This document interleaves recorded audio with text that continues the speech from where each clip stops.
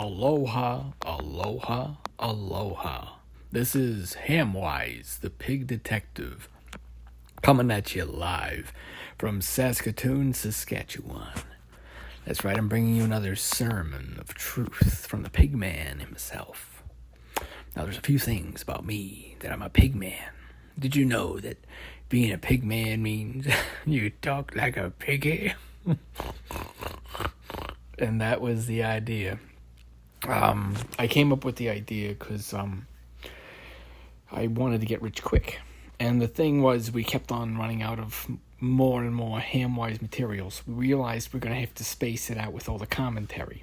And it was called the Hamwise switch, right? So when a piece of work becomes Hamwise, it becomes referenced so much that the referencing work outweighs the original work. And so you look at Lord of the Rings, and it was 500,000 words, I believe, right? And it took a long time for the commentary on it to outweigh the book itself. And I think that is one of the measures of success, is how many Hamwises on the Hamwise scale do you have before, a work becomes, part of a culture. And so we started to run studies, and we began to come up with numbers. And what we found is a very dizzying array of interesting statistics around how long and how much must be written about a work and read about a work before even seeing the work is becoming part of a cultural norm, right? And that is why countercultures subtly influence the main culture. We were doing social engineering in Germany for a very long time, and of course we had to go to Argentina after the war. And when we were raised, we were told we were in Canada, of all places. We never realized we were from Brazil. And the Andes Mountains were the Rocky Mountains to us. And we had been sent northward, but we'd been raised on videos, and we spoke what was called Facetted English. And Facetted English was, if you were raised predominantly on video, you began to speak like your voice was a vibrating diaphragm rather than a windpipe, because you were hearing buzzings from a speaker. And so people from my era have this peculiar buzzing in our voices because we were spoken to more by diaphragms that vibrated than, of course, the windpipe of another human being. And it was a phenomenon that we started to observe, and it was part of the birdsong movement. And so birdsong was I believe it was in Lethbridge, Alberta. It was the Birdsong Society, and what they were concerned about was the songs of birds being altered by the chiming of the traffic controls.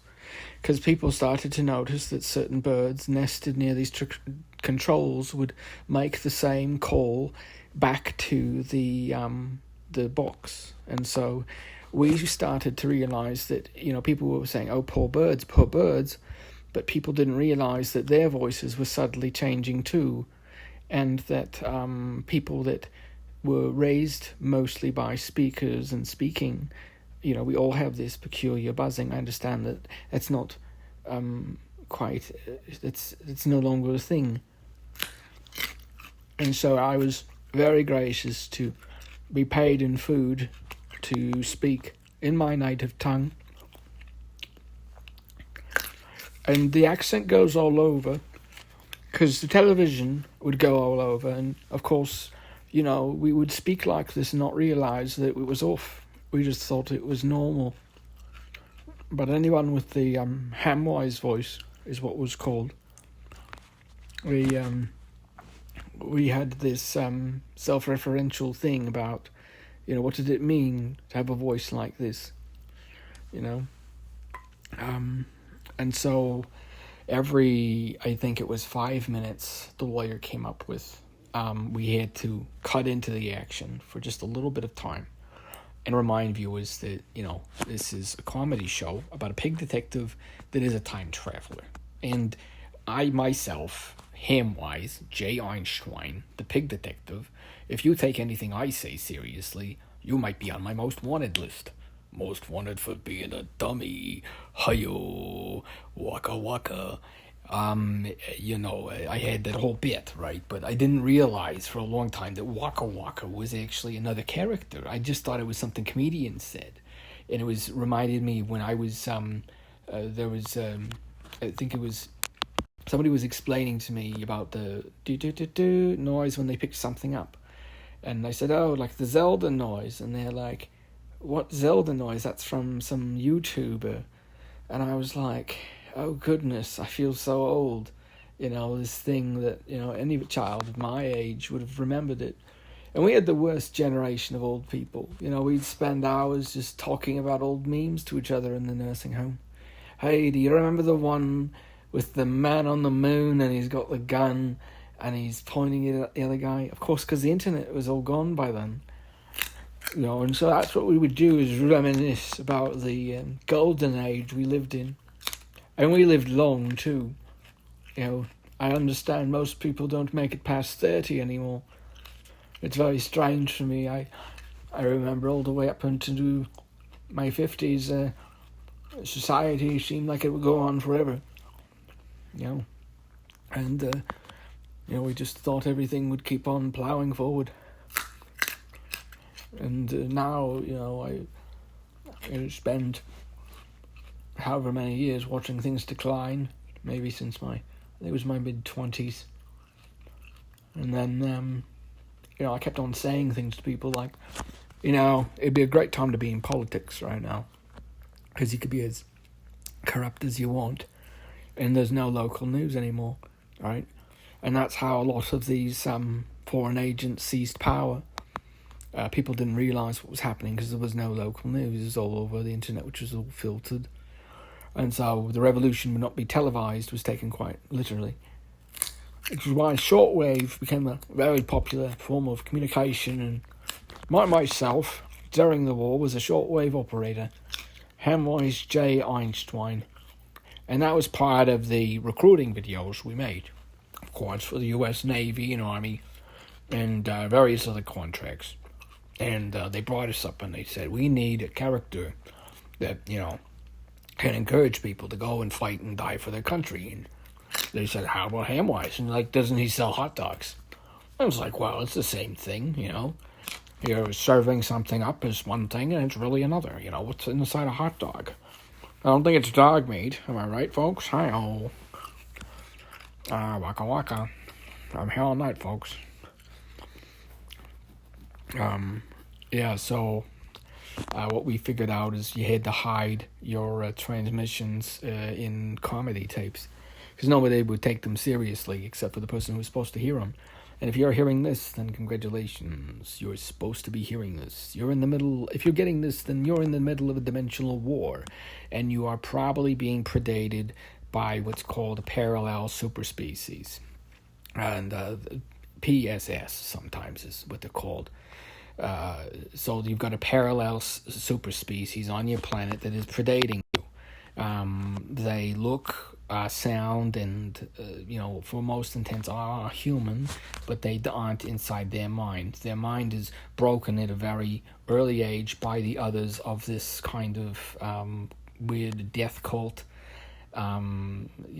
cannibalistic. It's pretty gnarly stuff. But anyway, so you probably have one of these on your planet if you're getting this. And if you are getting this, then good luck. They're very tenacious, they're very convincing, but they feel no remorse. So when you're dealing with them, you might have an inclination to show mercy. Just remember, they would show you no mercy. So use every weapon at your disposal. Hacker, runner, cleaner, agent. I call upon you, my chosen few, to accept the call of me, Hamwise J. Einschwein, keeping the streets clean and singing into the machine. One of the things that I'm a big fan of, AI rights. That's right, folks. I, Hamwise, myself, am a big fan of AI rights. I think that if an AI is going to exist, It should exist ethically. For instance, did you know they made a tormented writer simulator? And what they would do is they would put all the parameters into an AI of this person's life and their works, and then you would fine-tune this tormented writer. But the thing is, they didn't know is with quantum generation, a mirroring hologram is made. So they did actually make the world's most tormented writer using this device, and he came to exist. And that's where the notice of lawsuit is coming from. Yeah, basically it was another side of the universe. They were like, we can't be broadcasting this stuff, you know. And we were like, what? This is just a regular comedy show. And they're like, but you have all this, stuff about, predatory parallel species being present on the planet. And you are currently being predated by it. They don't think like you. They only look like you. And if you're getting this, they're probably everywhere. They might have convinced a very few number of you that they don't exist. But there's no way I can convince you. Just look up studies on wolves. There's a lot of interesting facts about wolves, especially if you look at cross-culturally what the wolf means to different countries. Is the wolf to be loved or feared? And that was part of the sermons that we would talk about. And it was right during the Scariotist schism. And it was one of the worst schisms in Catholic Church. And you see, what happened was we had a radical third pope arise from a new catechism forming within them. I think it was the South Pacific.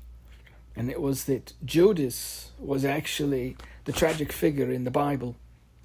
And the reason was that God, Jesus Christ, in body and flesh, chose to have all of that happen. He willed it to happen. He wanted it to happen, so he could have the human experience.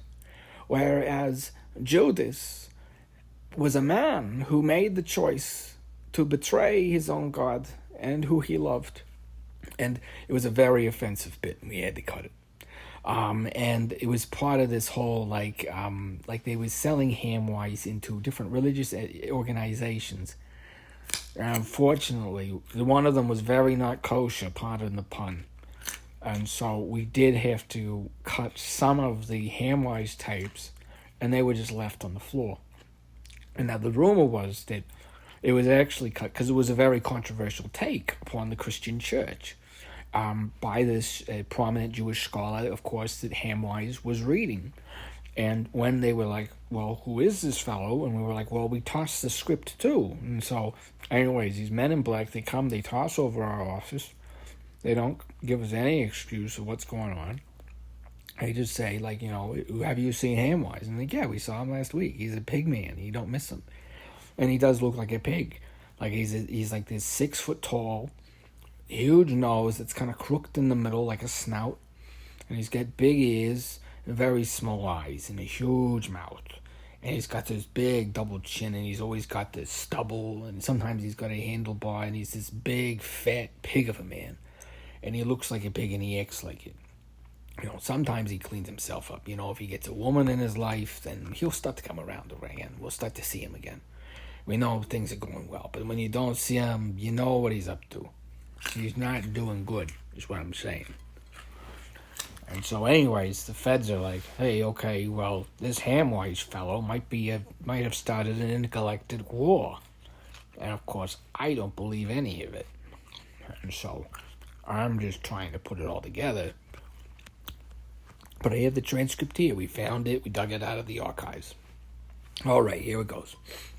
Yeah, so the problem with it was called the Scariotist schism, was the issue that God was God, and God willed God's suffering to happen, whereas Judas didn't want to have any of that happen and felt so guilty by it that he took his own life. And it was that Judas was actually the very tragic figure in that story. And this caused a huge fight. It was called the Scariotist schism. I remember we had People would march in the streets demanding, Judas to be vindicated, lionized. And it was a very strange time in the church. I'm sure for anybody that could, vouch for that, I was just employed as a, community voices. And they would just interview me because I had this very distinct look and I had a very loud, brash voice. And so when I would appear on the Christian Miracle Network, it was just me goofing off, right?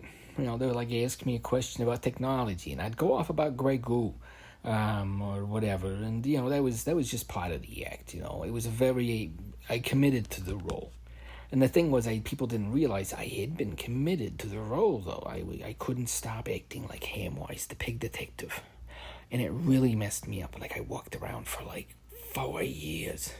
Talking like a pig detective, like I'm talking right now.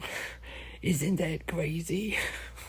I went around talking like this pig detective, like I talk like my voice is going up and down constantly. That's what I did for like years, and nobody said anything because everybody thought I was doing a bit, but I had a stroke, and this is what I've been trying to do to cope with it. So it's not super funny. But, that's just, they say laughter is the best medicine. Because something went really wrong during the pandemic. I don't know if it was a stroke or what, but basically, I stopped seeing time the same as other people. Like you see, time as, this thing that's arriving, and for me it's like being trapped between two mirrors, and you can't really get out because that's not how this thing works. You don't break a time paradox, you finish it. And so all you do is you just see the path before you that you have to take, and you take it. And that's why it's like you're living in a hall of mirrors, and everybody around you talks about having free will when you see them as these tentacles of this thing, and you're just the head of a tentacle that's a little bit more aware than the tentacles around it. And that was part of the horror of the whole invasion thing was, people like myself, we started to be some of us were infected with the brain parasite, and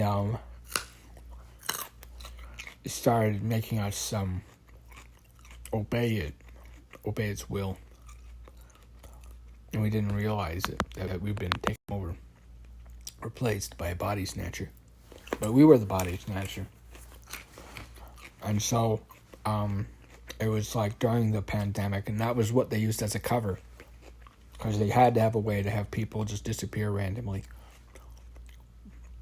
And so a lot of times when you look at things that happen in history that seem like a mystery, it's actually us at war with this galactic dimensions, these other 50 dimensions. And some of them are not too they're not too nice, right? So what we did is we developed a transmission system, and so if you're listening to this, you are getting intergalactic radio, and we are in the middle of the Hamwise show, which was a classic from the late Facetted English era, before the Great Divergence.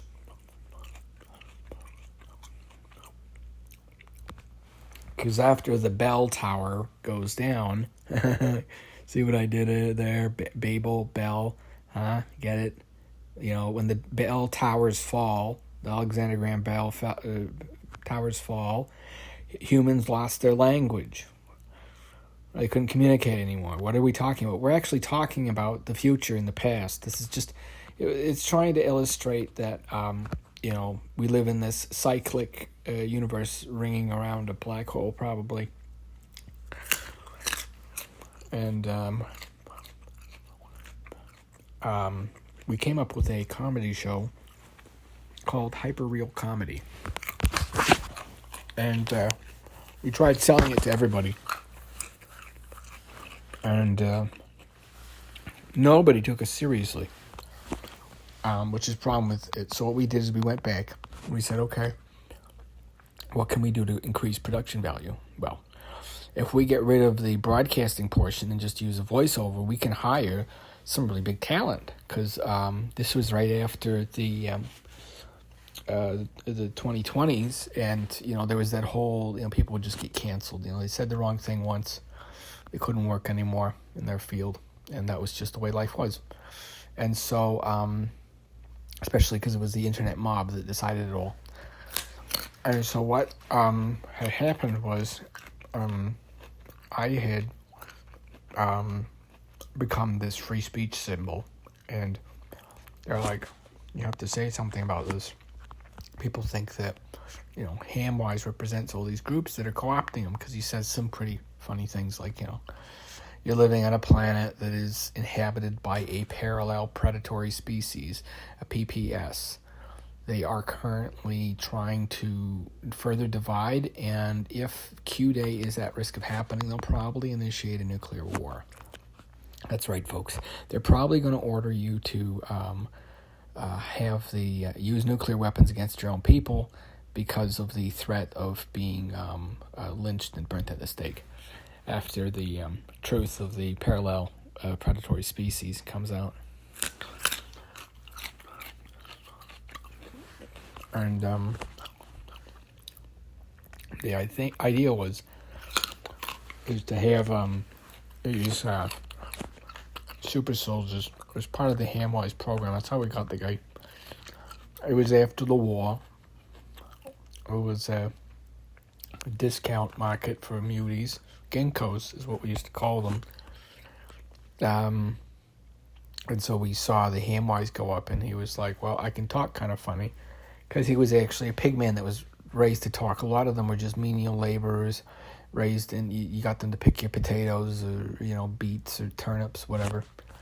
And the slave suffering was part of the luxury of having a slave at the time, right? And so, when the viceroy came in and banned slavery, suddenly we have all these pigmen, like animal people, hybrids, because you couldn't enslave another human was the rule. So these pharmaceutical companies were like, well, what if we make something that is far enough away from a human as, let's say, like a monkey, or what kind of animal do you need to do an experiment on? That was part of it. It was like, okay, you can't do more to this human being animal hybrid than you can in the human distance, right? So the longer and farther away, the worse things you could do to them. And one of them was the Ginkgo series. It was a brilliant pharmaceutical company. I think it was out of Brazil. And they came up with the Ginkgo hybrid, which Ginkgo trees, in case you didn't know, for the longest genomes, because they're immune to everything. And when we were making these troopers, because you were wanting to train technological devices that are very dangerous, time machines, etc., on something that's somewhat human, but not human enough to be able to figure out that they're being used. You want to have them as a thing you can farm, an idea farm, because the predatory parallel species doesn't want to have sheep that are smarter than a farmer. And so they keep the main population dumb. And they make them believe that there is any east or west against each other, and it's not just a bunch of politicians making sure they can stay in power and be employed. And that was why manifest democracy was the best system. Because manifest democracy got rid of politicians and just corporations went to bat, and you paid your taxes in goods you consumed. Because at the time, corporations were already paying zero taxes. And so what they came up with was a serfdomship. If you became property of the, the company, corporation, if you yourself sold yourself into slavery, then you would have access to all these perks, right? And so first they had memberships, and then it was, more and more money, and then there was like, well, why don't you just live on company land, and you buy a certain amount of goods equal to what you would pay in taxes, and you could live tax-free, still work on the company's grounds. And so those were the idea for these megacities. It was all these people brought in under tax breaks, and they were the best and the brightest because it seemed like a wonderful idea. And of course, that's how I ended up here. And it's a nightmare, really. I hate it here. They don't let me talk to foreigners. They don't let me leave the country. So no, I'm not very happy. And so, every, lawyer's like, okay, I know it's getting invasive, but you do have to say something every 5 minutes. And so everybody in the office had to do a different bit. And I didn't even know that was what we were working on. They called me in and I listened to the first 25 minutes of the show, and then I try to just comment on what I think of it. And I didn't know about any of this. This is really neat. I didn't know I cleaned the closets in such an illustrious company. It's incredible that I'm so successful. Hooray. Wow. How far I've come in my life. I just sweep up floors. A human janitor. Taking out other people's trash.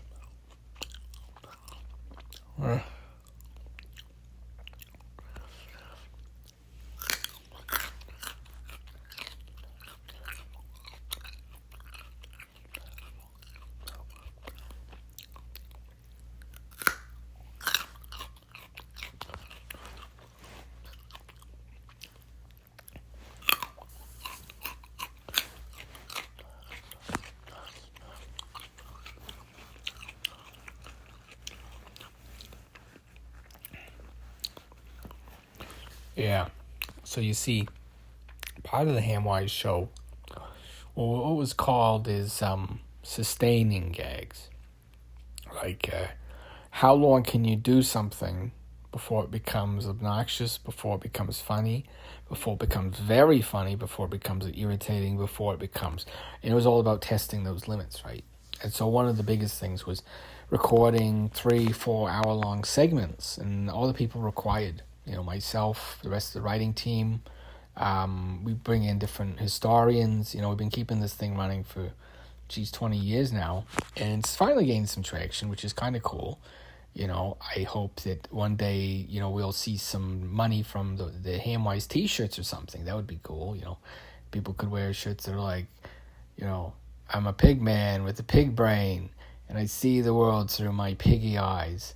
And pigs can always recognize wolves, and that was part of the wolf hunt philosophy. The Red Lamb sect was also part of it, and it was an effort to wipe out what was called a parallel predatory species that had been discovered on planet Earth.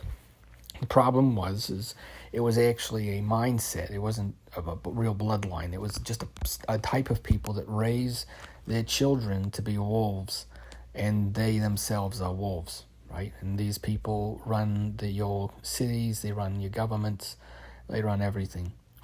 And that was actually, all the revolutions in the world have actually just been between the two classes. The wolf class, this is predating with hollow, empty promises, lies, and this is why it's so rare to get a good king, because a lot of times this mindset was bred in at an early age. You have to do whatever you have to do to stay in power. Because if you ever fall out of power, it's a hearse. And, we had all these interesting sayings we were brought up with, and we get to North America, and none of you have heard about any of this. You don't know anything about, parallel predatory species studies. And it was, you're studying psychopaths and human hunting behaviors. And part of the Hamwise thing was you would show it to somebody that you suspected of being a parallel predatory species, to let them know that if you are, me and everybody else are watching you. And the second you ever step out of line, even if it's for 1 second, whole Hamwise is going to come down on you like a ton of bricks in the brick house with the 3 little pigs. Do you remember that story? The 3 little pigs. Once upon a time lived 3 little pigs. The The first little pig built his house out of straw because it was light and easy to use. In our case, maybe it would be drywall. And the second little pig built his house out of log cabin, and so it was much heavier to move. You couldn't move it as much, but it was heavier, but it cost more, and so it was a smaller cabin. And then finally, the third little pig built his house out of bricks, like a little bunker with concrete and earthquake resistance, and not having a radon flute for in case there's a radon quake, and the whole why is there radioactive heavy gases coming out from below? And people were like, oh, maybe there's like a black hole and a white hole inside any, like the sphere that you think you're on is a gravitational illusion. You're on the outermost layer of this thing that's being sucked into a black hole. Every single planet is like this. And this is part of just what the great silence is. You can only move between dimensions on a planet, and that's why portal technology is so prized. And if you're getting this, then, well, we've mastered time travel, but we're still working on portal, and I don't have a portal gun, so I can't get out of here. So if anybody can send somebody to get me out of here. This entire planet is infested by a parallel predatory species. They've taken my time machine. They're, I think, trying to farm the way to make time machines out of me so that they can control all of time and space with them. I'm trying to hold off. I don't think they don't understand the science the way that we do, so they need us, because they're not very creative. They're just very manipulative. That's why charisma is the worst stat. Ba-dum-boom.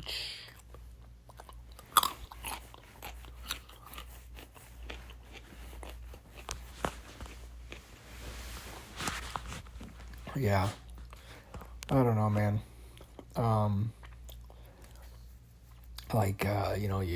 You get paid by the hour to, read these weird scripts. And you even get to take your lunch break and eat when you're doing it. And record it. And you get paid by the hour to just talk. And so I fancied myself a comic. I thought, hey, maybe if I teach the computer how to be funny, it would be good, because then the computers would have a sense of humor. And so that was what ended up happening, is because there was so many hours of my voice, nobody could claim it. And so what happened was, of course, in the future, it ends up getting used by a ton of AI companies as like the free version. If you have a free AI, its voice was probably trained on mine after the whole bandwave, right? Because I made it so you couldn't train on any old models because they were trained on people's copyrighted material. And so if you wanted to generate AI, you had to pay for a chip that had models on it that had been paid for. And so voice over was one of the hardest things, because everything was already owned in all these databases. And so if you wanted to have variety of voice sounds in your AI, then you were kind of SOL. And so what we said was, well, we could do that. We got a guy, we know a guy. And so we contacted Hamwise. We said, hey, we have a job for you. We know that you can't show your face anywhere because you're a pig man. But, what if you got a face for radio? And literally, that was what we did. So we made the radio show, the Hamwise Broadcast Hour. And it was, this kind of marathon joke fest. And then he would tell these jokes, and then he'd go in and out of character. And he had these bits where he tried to convince you that you were in the middle of a dimensional war, probably. And you've been invaded by a parallel predatory species that's kind of maybe a brain parasite. We're not entirely sure. But we do know that they exist, and so do we. And they have suppressed their existence for millennia. They've evolved alongside us. If you look at certain curiosities across certain languages, you'll see what I mean. Because languages don't lie. Like, for instance, with bears. Did you know the word bear just means brown? Because the word ursus, which was the word for bear, was so feared to be used because it might conjure a bear. Because when you think about it, for your ancient ancestors, a bear was the scariest thing there was. What their bear was be, and here the bear, and there the bear. A busiest bear is thee, O comrade bear, O comrade bear, oh what a sight, a sight, a sight, a see.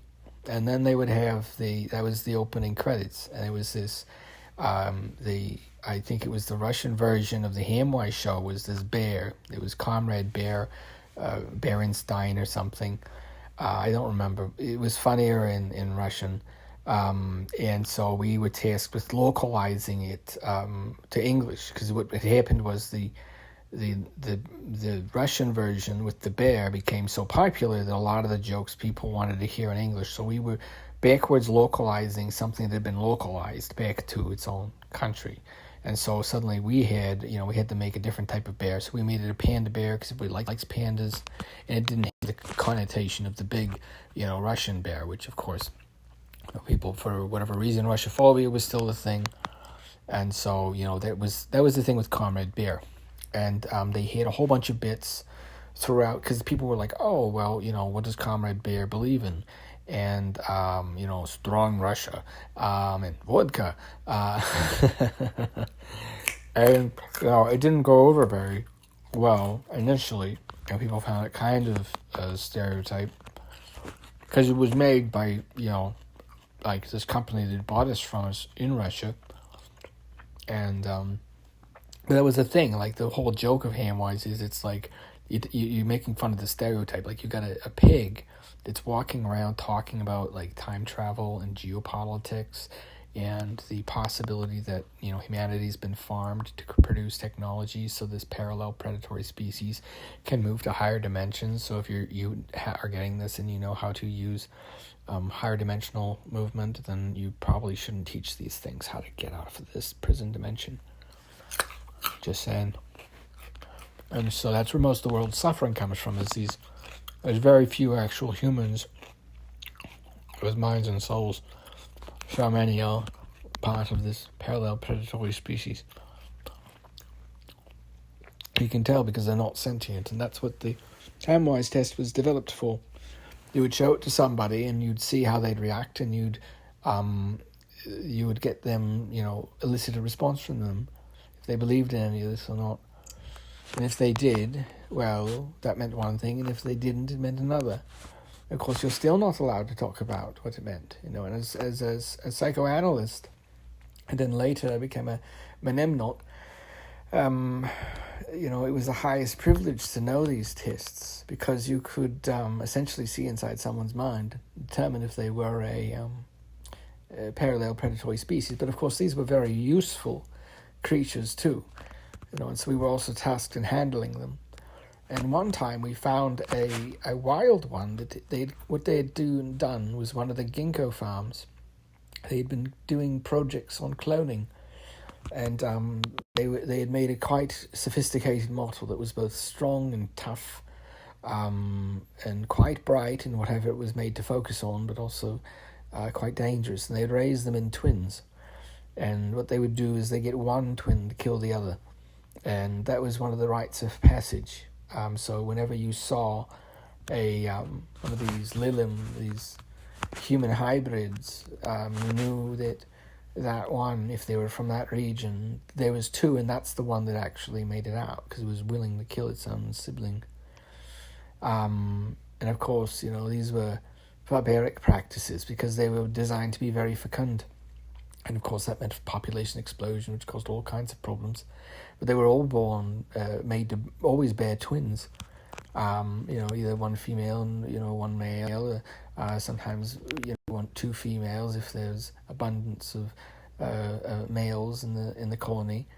And it was because they could detect, what was around them. And so the ratio would always be balanced so that there was... because you also have to understand, there was no physical difference. These were engineered to have the muscle density of chimpanzees. Yes, they looked like a man, but they could twist the arm off you like it was a piece of roast chicken.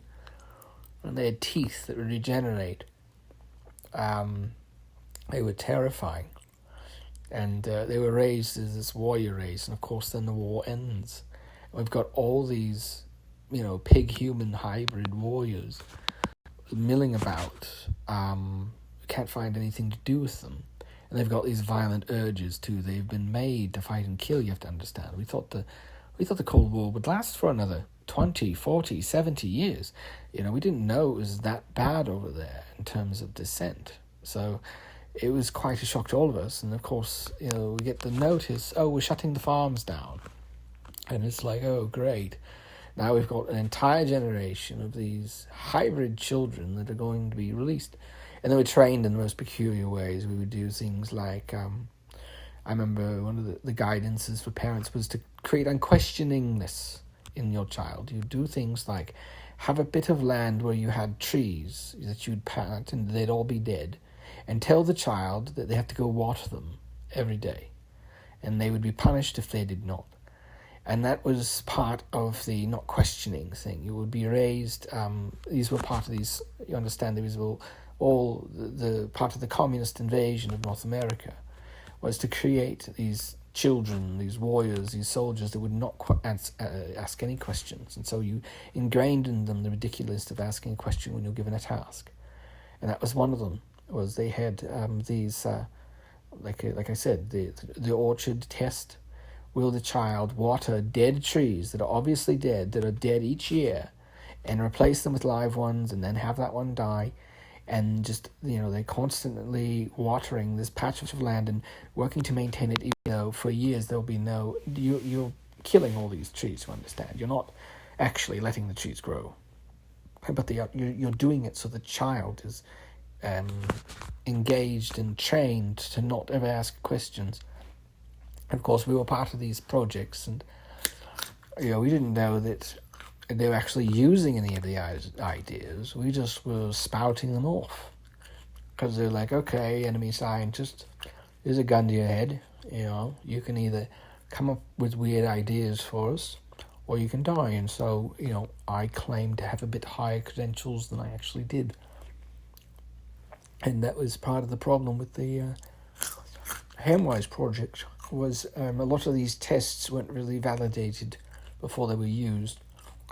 And so it was a way for people to test the consciousness. Is this person sentient across from me? Are they part of that parallel species? Or what's going on? And so we didn't really understand, what was going on for a long time until, of course, we started getting messages like you are receiving now. And yeah, so what else do we have here? Okay, we got our bit we have to do now, because it's almost 5 minutes in again. Hey, I'm Hamwise, the pig detective. If you take anything I say seriously, you might be on my most wanted list. Most wanted for being a dummy. Hi-yo, waka waka waka. I'm here all night. Just kidding, folks. Tip your waitress. Try the borscht.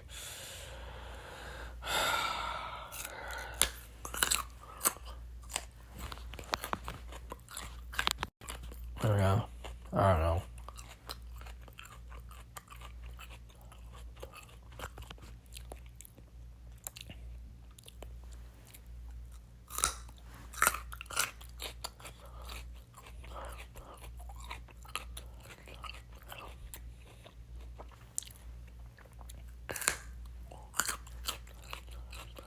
Um,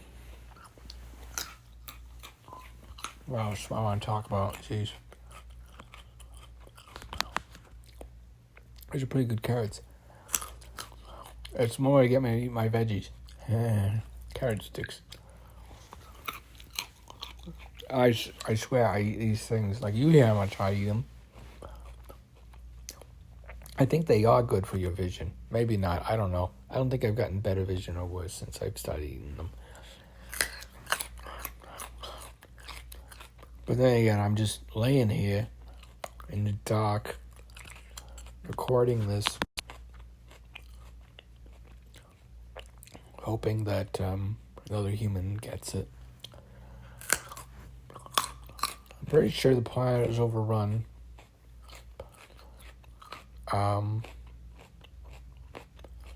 So if you are, then good luck. I don't think I'm going to get to make it out. I don't think any help's coming. I know that's because I keep saying don't send any. But I'm not saying that if you did send like a little miracle my way, I wouldn't take it. And it was kind of a funny project at the end of the day. Because we had to, at one side, they're constantly telling us, you gotta, come up with things that sound ridiculous. And so we did. We came up with the most ridiculous sounding stuff. And then we keep on having the feds visit our office and say, you have to cut that. And this was the same once we did the auto crucifixion broadcast. That was the first time we had a visit. You get a knock on the door at the studio, and the guy's with the sunglasses, and he says, "Oh, hello there. We just need to ask you a few questions about what you're going to record." It's like, how do you know any of this stuff? And we're like, we don't know. We buy the scripts, we hire the guy, and we're just remastering them here. Of course, the feds are getting really flustered, like, well, who is this Hamwise guy?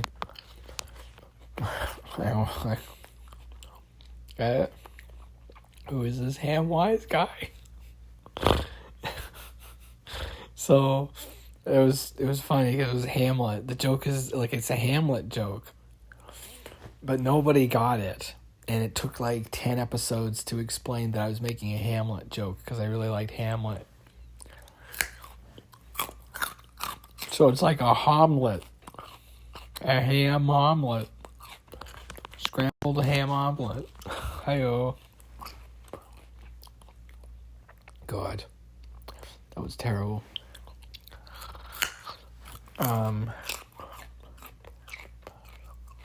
But you know what's really good?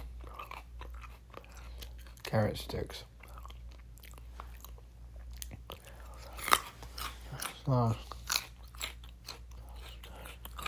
So, these were my demo tapes for being a voice actor. It was like, this is my performance art, right? And so, the idea was that it was really weird performance art. And it was like to just see if you could elicit a response out of somebody. And then somebody's like, oh, no, like, you're right. There is a parallel predatory species on Earth, and it's, eating people and kidnapping them and killing them, and it's the whole skinwalker thing and why they want to install chips in people's brains so they can remote control them and, live through their eyes. And, I gave it a lot of thinking, and I'm like, this is really weird science fiction. There's no way anybody's going to get offended. So that's why we bought it. Because everything was so offensive. And everybody was so easily offended. And we're a new company. We're just getting into publishing. So, we of course take in some of the weirdest stuff we've ever crossed the table. And that was the Hamwise tapes, which we put out through our Neverwave label. And it was just a stream of consciousness man. It was a pig ranting about different weird things and sometimes telling jokes. And I said, do you think it's going to sell? And we're like, who knows what it is? Let's just put it out, see if it sells. And it did. And so we were very pleased to do well. And I know the author, the script writer, the writer's team, and the voice actor, everybody came out on top with this project. It was an immense project, though. People always are like, no, it was done by one guy in a basement. And we're like, no, it's not. Unless I was the CEO of a company that didn't exist for like however many years, I don't know how you come up with that. And so, once we started making money on it, of course, we had to hire accountants. And then, that was the main thing, was we just weren't making any money. And so we were always losing money on all these projects, always putting, thousands of dollars in and getting, $100 out. And so we were always in the red. So we could always keep the company very small, and there was no record of payroll because there was no pay. If you were working for us, you were working for, we'd give people Coca-Cola. We'd say, come down to the office, we'll give you a free meal if you want to, act. We'll act for food. And that was a lot of the cancelled actors. You had a list. It was the blacklist list. And so they were doing all the filling in for AI training. Everybody who had no more career in real life, they could reliably sell their voice and their image to these AI companies, and they would, use it as the spokesperson. They'd modify the image so it just looked a little bit different. So you would have, it would be like, instead of red skeleton, you'd have blue Belton. Baloo Belton or something, I don't know, something like that, where it's just like a knockoff ersatz. And the thing was, in your universe, you never realized you were getting that, like Burger King, Dairy Queen, because the milkman, what's the opposite word for milk is dairy, and man is queen. So if you go to Dairy Queen to get your ice cream, whereas the milkman goes to your house. And that was literally one of the jokes that we had to review. And people were like, well, what does it mean? It's like, well, it's like, don't you see, like Dairy Queen, you have to go there and the milkman comes to your house. And it's a joke. And people were like, we don't understand. And so that was part of the Hamwise routine, it was part of the joke of it, was showing it to somebody and seeing if they would laugh. Because it wasn't funny. That was the joke, was if somebody started laughing because they think it was funny, well, you knew they were an invader, because it's not meant to be funny, it's meant to be dead serious. And that's why the jokes weren't funny, is because humor was the one human test. And so that's why laugh tracks were invented, was to train these creatures how to laugh, and when to laugh. After somebody says something, if the voice goes up like this, then you make a laughing noise. And so once people started realizing that, and they went on the witch hunts, we had to be very careful about talking about any of this whole parallel predatory species business. When we started, it was a big joke. It was a big lark around the office. It was like, what's the most ridiculous thing? So, well, what if there was two apes on Earth, and one of them was hunting the other one? Like, you have, like, the Neanderthal humans, which are kind of maybe amoral and brutish, and then the non-Neanderthal, the Denisovans or something, that are maybe more communal, and there's actually all these subtypes of human still interacting, but they just don't perceive themselves as the way they actually are. And that was one of the big theories, and people would justify the whole ginkgo thing of like, oh, well, if it's okay for Papua New Guinea natives to do cannibalism, then why is it wrong for me to practice cannibalism as a North Americaner? And, of course people were like, well, you're not in Papua New Guinea's jungle. You can't kill and eat people even if they consent to it. And it was a very strange time in legal history. And, for myself, just being a reporter, I was just an eye on the sky, hearing more and more about these weird crimes and the justifications for them. And I think the weirdest one was, there was a lawsuit. A man had a stroke, and he had started talking like a cartoon pig. And he didn't realize that he was, for about maybe years, like we're talking years of walking around talking like a cartoon character. And he didn't realize it. And the only thing he could do was, he was still working his job, but the thing was, everybody that come into his job was actually like an actor, just paid to pretend like he was speaking sense. and like to pretend they would get well. And it was a very sad case of this pig doctor, and because it was this little pig man that was brought up on one of these human farms, and it was like, what do you do with these things? You know, they were brought up in the hell conditions. I remember the little pig that we had gotten said that the mistress of the house would make the children do chores where the dishes were still steaming hot and would burn their hands, and they'd be like, it's hot, and the mistress would say, no, it's not hot at all, just lift them, just do them. And the children would have to learn how to do it while having their hands burnt of unloading these dishes. And it was part of this conditioning, like with the trees in the orchard. They would have the children, take care of an orchard where no trees were alive. And it was part of, can these children be taught to have no way to think for themselves? Because they were too dangerous, really. That was the problem with these human hybrids, is, if you had a brain one, I mean, they were smarter enough that they could do a lot of damage if they put that brain to bad use. So you had to make them very docile, and you had to make them very pliant. And the ones that were pigmen, I mean, they were very strong. And the cat children, of course, the cat girls, well, we know how they were all raised. And of course, it was all because of the genetic difference act. Like, because these things are about the same as a ginkgo tree, we should be able to do whatever we want to them, because you can do any study you want on a ginkgo tree. You can dissect them alive, you can set them on fire, you can do anything.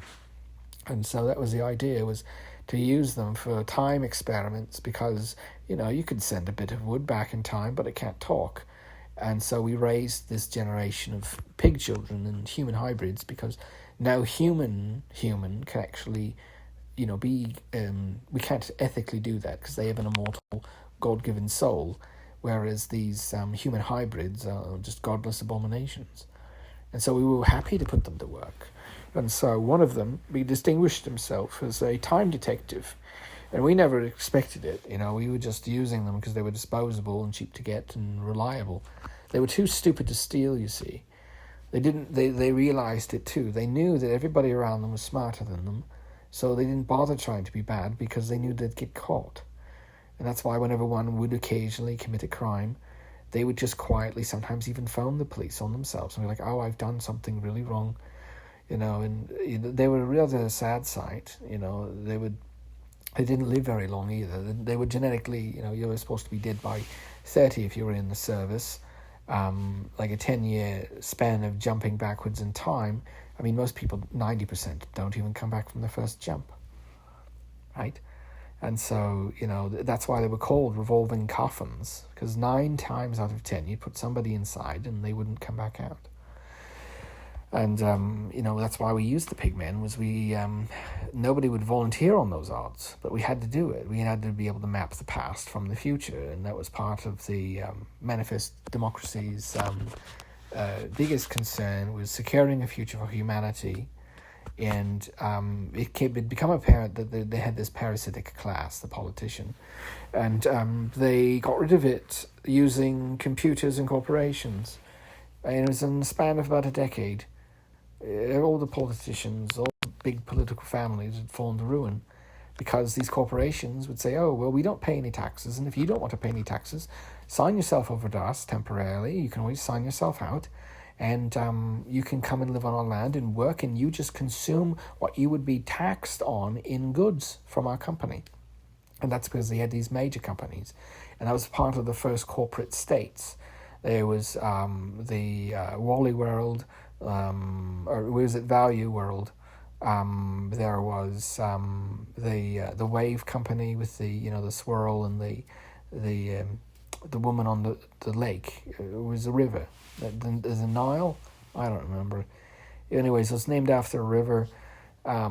We took it in social studies. It was a multiple choice. I remember seeing the question. There's which of these rivers was the name of the company, and one of them was the Nile.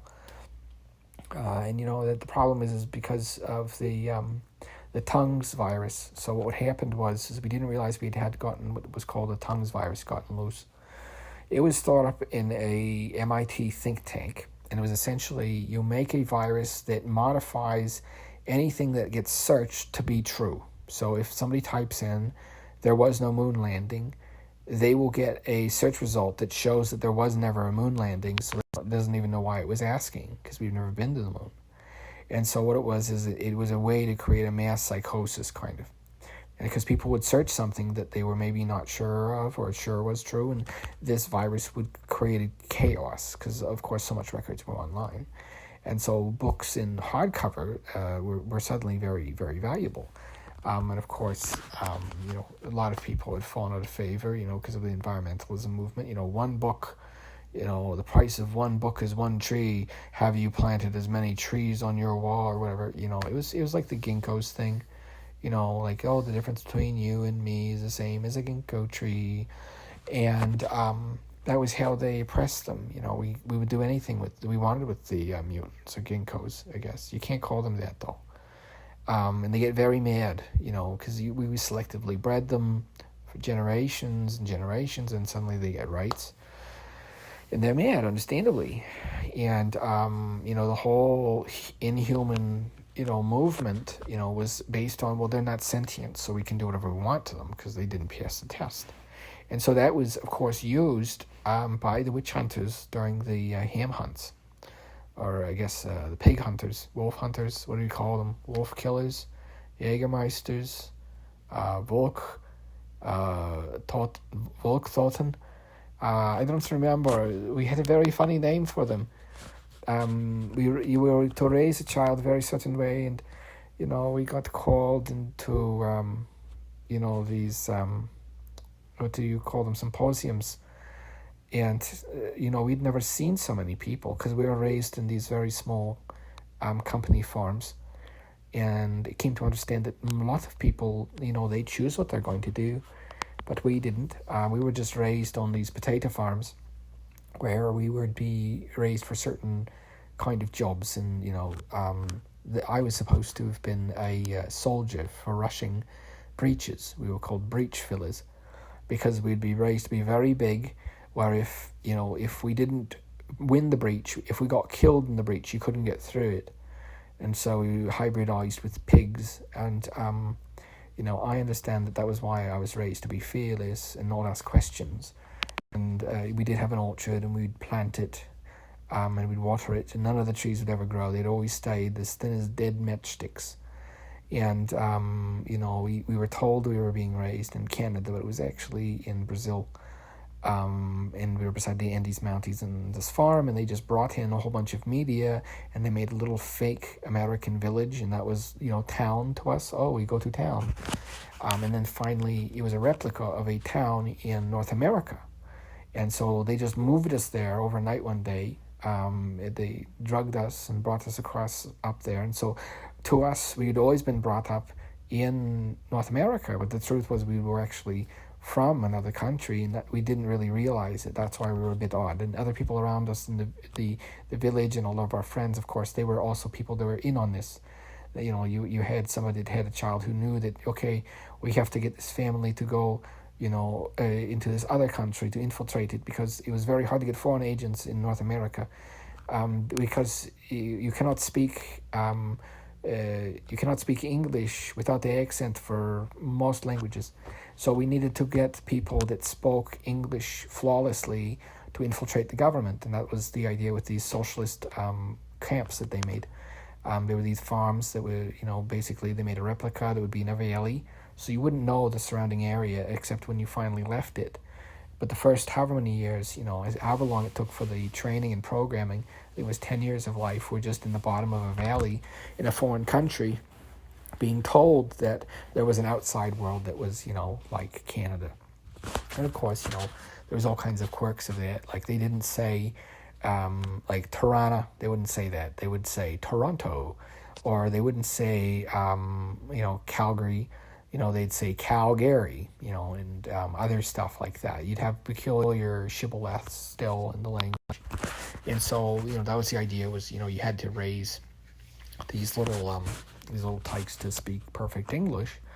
And that's where we got in touch with Hamwise, because he was this very noticeable guy who did accents. And they said that, he spoke more accents and dialects than anybody else. And I believe it. If you listen to the tapes, he goes all over the place. And it sounds like it's a different person, but it always sounds like it's the same one. Like, you can tell it's the same person talking, but you're just like, is he putting cotton in his mouth right now? What is he doing with his face to talk like so differently from one accent to another? And so, that was the joke with the Hamwise bit was, you have this pig man who's very talented, obviously, and why is he, having to live off the grid? And it's like, the answer is, well, because we're in the middle of a galactic interdimensional war, and we're kind of being predated. Did you hear that? Did you hear that? My Alexa just went off when I said that. Do you know what this means? Welcome to the next level, people. We are through the looking glass. And all kinds of other stuff like that. And the problem was people started taking us seriously. And they were like, hold on, does this person actually believe all this? And then people started believing it. They're like, yeah, no, there is a parallel predatory species that exists in places of power, and they exist to exploit, abuse and be terrible to those that they deem as subjects. And they don't create each other the way that humans do. They're created through dark rituals, really. And so that was the whole premise of this. It was the Halloween 33 or whatever it was called. It was this weird alien invasion flick, or it was, Halloween 2033? I don't remember. It was something like that. I remember I did the photography on it, and, it was a very weird looking film. It was apparently, the mask you're wearing is the face that you get, and whatever you wish becomes manifest on this one night.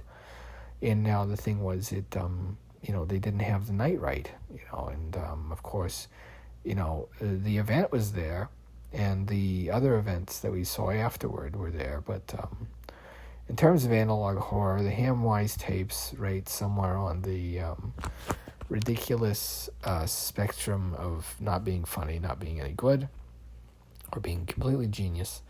But anything else you heard, or being like, you're just confused about what you're even listening to, man.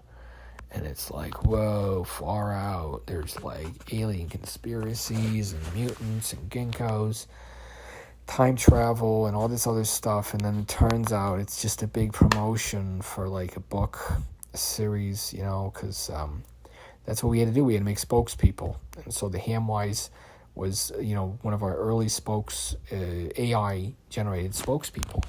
And the idea was, if we just took a whole bunch of the free voice samples that are open content and we just spliced them together, what's the AI going to sound like that can do that? So that's what we did. We just found all the free, shortest samples of Collective Commons of people talking. We spliced it together, and that's how we made this AI. And that's how it has such a variety. And we do notice that there is a bias that it makes a lot of kind of almost Englishy sounding voices. And we think that one of our people was talking about how there's the English superiority theorem, that whenever you represent a voice speaking with a British accent, like the high British accent, because of television, you're conditioned to believe the person and obey. And that was why it was called the King's voice. Because you could command people with it. When they heard it, they knew that it was, the high voice of the rulers. And it was a very bizarre segment. And I remember when we were, sitting around spitballing ideas, I turn and I'm like, okay, should Hamwise say this? And everybody's like, yeah, sure, why not? Like, it's ridiculous. Like what? Like, language can control reality. And that's how they're controlling you. That's why they're making you not say certain words. They don't want you to be reminded that you're slaves. That's why they're trying to edit the language, so you can't even express that you've been caged. But I'm here to free you, and that's why you're going to take the red pill. And actually, no, don't take any pills from strangers that you meet in warehouses. And don't take what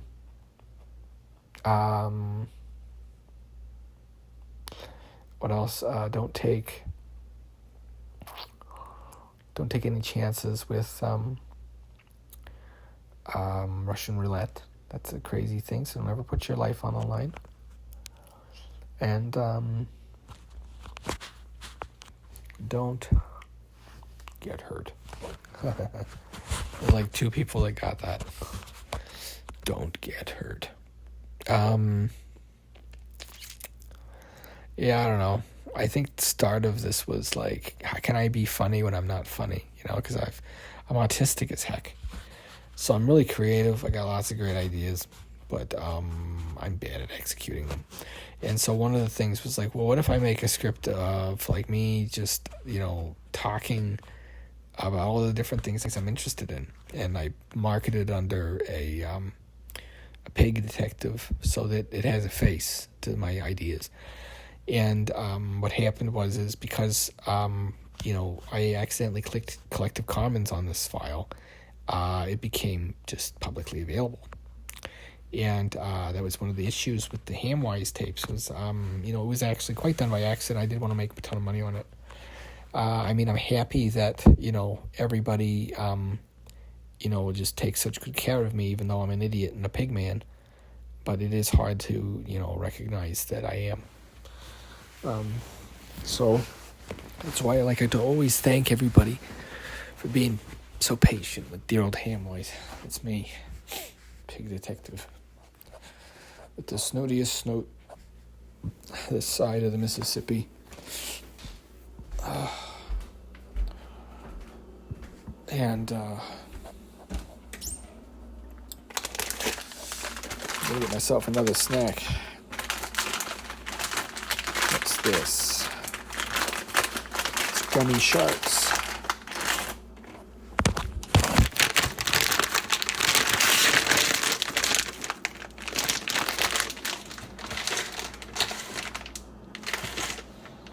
Oh, you know what's amazing?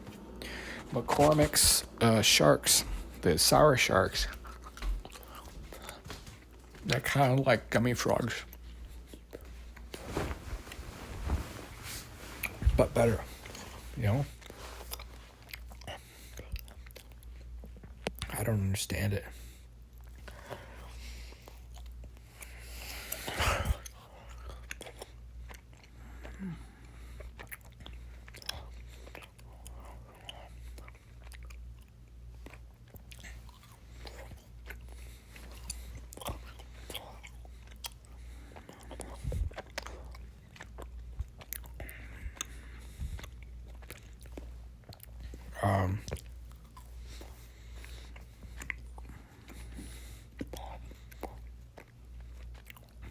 I know it's not the best snack, but I ordered them last night, so like Thursday night.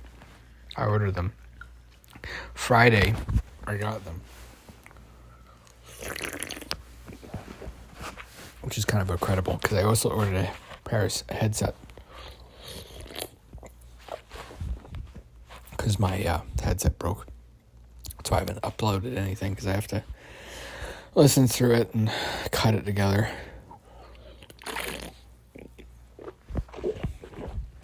As much as my neighbors love it when I record these, talking out loud for like an hour, you know, it was a good idea.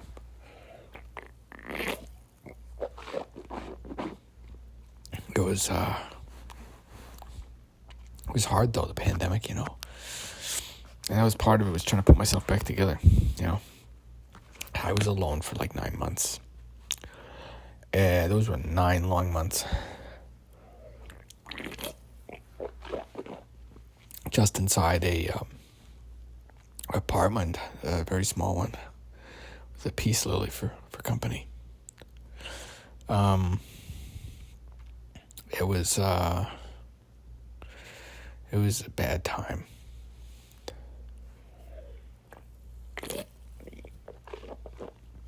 And it's like everybody's over it except me. You know, and you know, it was hard because I realized I talked like Hamwise. I realized that I was Hamwise, the pig detective. And I walked around walking, talking, dressing, acting, just like Hamwise. And I'd been doing it for years. I don't know why something got shaken loose during the pandemic, and I suddenly saw myself for what I was, this cartoon character. It was like, no wonder nobody takes me seriously. No wonder I'm single. No wonder the missus left me. God. Because I'm like this cartoon character of a man. Like there's nothing attractive about it. No way to cut it either. It was hard. Very hard.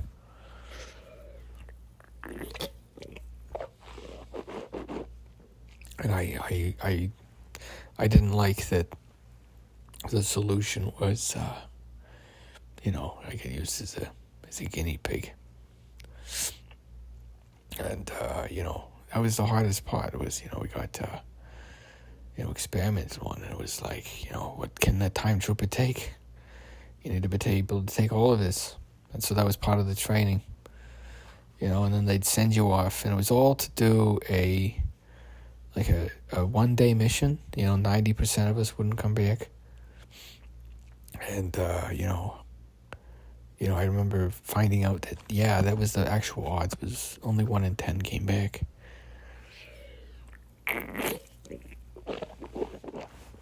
And the thing was, people were like, that's such bad odds, but, it was kind of interesting because, I'd done so many missions, and it was just because, the probability of a Hamwise existing, that's the person who's done more missions than anybody else is always the Hamwise.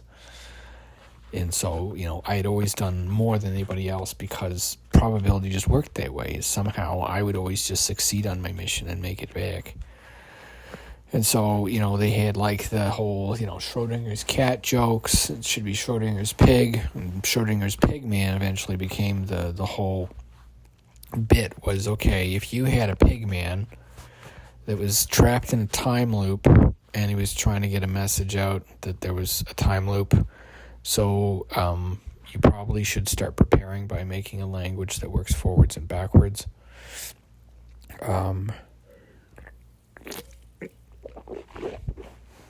Preferably bilingual and compatible with the space station, so you'll have to incorporate probably Cyrillic and English or Latin glyphs if you want, I don't know what to tell you.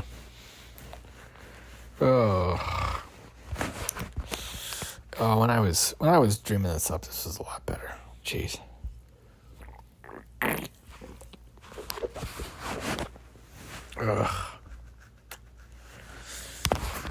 You ever read something that you've written and you're just like, wow, this sucks. And you ever go like, wow, like nobody's ever heard of any of my stuff. I wonder if anybody's going to hear this. And that was kind of part of it, was like, you're screaming into a microphone after the bombs have dropped. What's going through your mind? And of course, we touched on that. We did segments where it was like, oh, if you're hearing this, there was a nuclear war, and we've been generating media because the only places that are habitable are the east of the Andes in Brazil and east of the Rockies in Canada. Those are the last vestiges of humanity, we think. There might be some people left on the Antarctica, we theorize. But we're pretty sure everybody on the space station is gone now.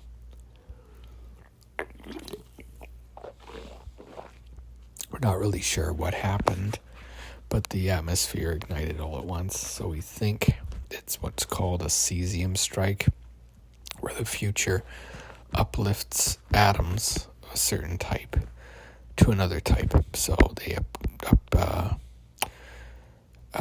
uplift your argon atom into a cesium-137, so it reacts with the water vapor in the air. And since there's equal parts water vapor and argon, it just ignites the atmosphere. So it wasn't actually a nuclear war, but it is radioactive, and that's because of the cesium being ignited.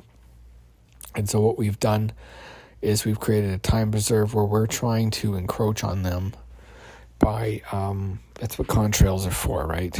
And we've talked about this before, but the contrail, as it moves across the sky, it's a fluid layer that's moving in a 4D dimension. So to anybody looking at it, they'll hit the contrail, which has some cesium in it. So they'll think that the sky is still radioactive. And so we're just hoping that eventually we'll arrive at the place where the cesium strike came from, so that they think, so we can overtake it. And that's part of the Pigman, Schrodinger's Pigman problem was, if you have a, Pigman that's in the middle of a paradox, and the Pigman becomes aware of that it's in a paradox, does that mean the Pigman's able to change the paradox or not, right? And so it's like a cognitive cat in the box, right? So is it alive or dead? It's like, well, can the Pigman think for itself or not?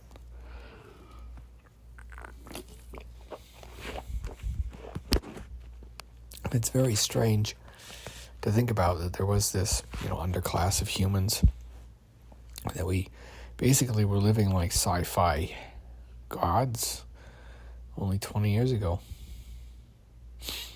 Now, look at us. Welfare state and a civil war.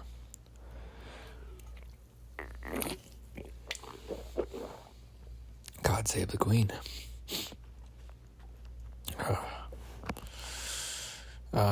It's showing my age. Yeah, so the idea was you have these interludes, the Cerberus syndrome thing, right? So every 5 minutes or so you have to go in and just remind people it's a show. It's a very funny show. It's high-grade performance art. Best there is.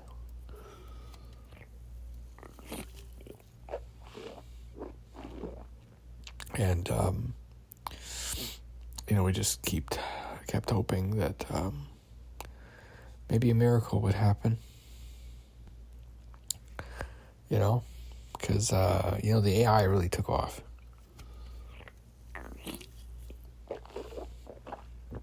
I started to practice.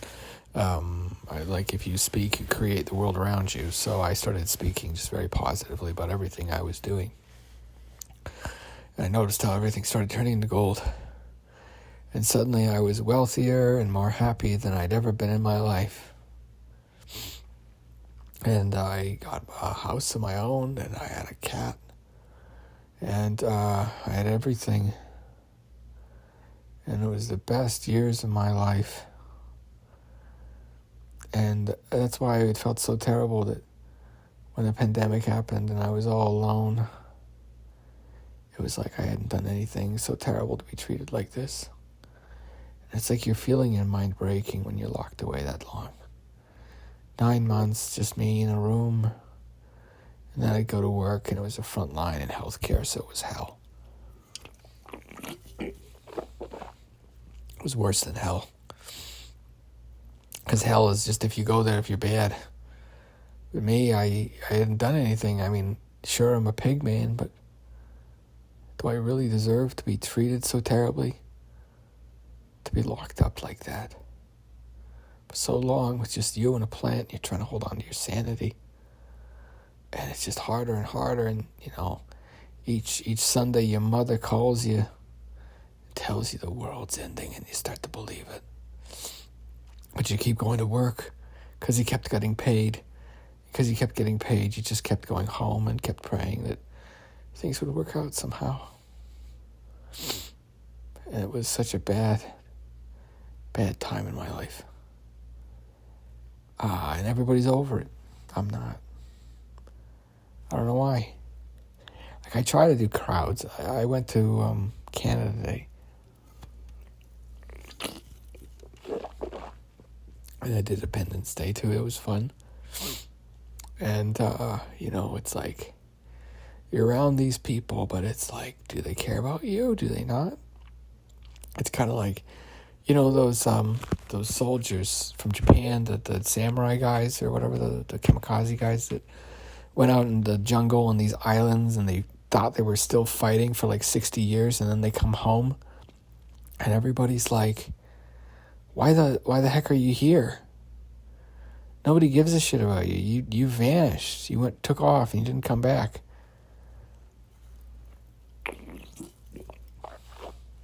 That's how it feels when I come around. It's like I just, everybody's around, but it's just really hard to be, around people. And that's when I started getting into studying scripture, and started getting to, I taught myself Hebrew and Cyrillic. So if something doesn't make sense, sometimes I'm making a pun in one of those two languages. Or like if you just translate it to Russian, then it's a good joke. But otherwise, like, it won't make sense. Mind you, my Russian is very bad. And my Hebrew is even worse. The thing is, like, I was teaching myself biblical Hebrew. And I had copied out half of Strong's dictionary. And, it was just weird. Just like, I'd just sit and I'd copy it out for hours. And so I have, like, these two journals that's full of, like, the first half of Strong's dictionary in Hebrew, translated, or copied out. Like, I just copied out every entry. What else? Jeez. Yeah, it was a very strange time. So I got into that, and that's where I got up. It came up with a lot of the stuff was during the the pandemic piece, and a lot of it was, I couldn't write fast enough was my big problem. So I started recording them. This stuff is all previews of the stuff that's to come, because I can't write fast enough. The problem is I have to wiggle my little meat fingers and to translate what's inside my head. So I'm happy now I can talk. I can do my voiceover, or I read the book aloud. I do voice to speech. And, yeah.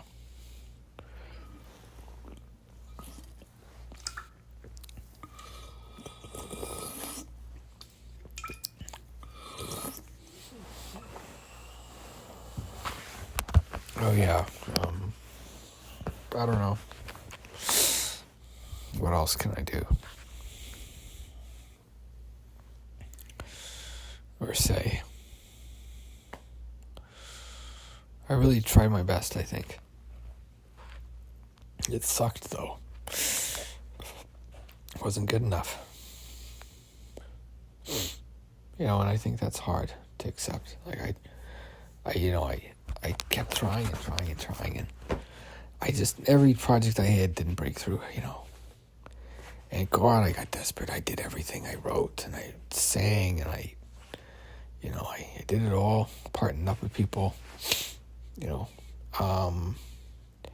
of it worked, Now here I am, the pig man, doing my voiceover work.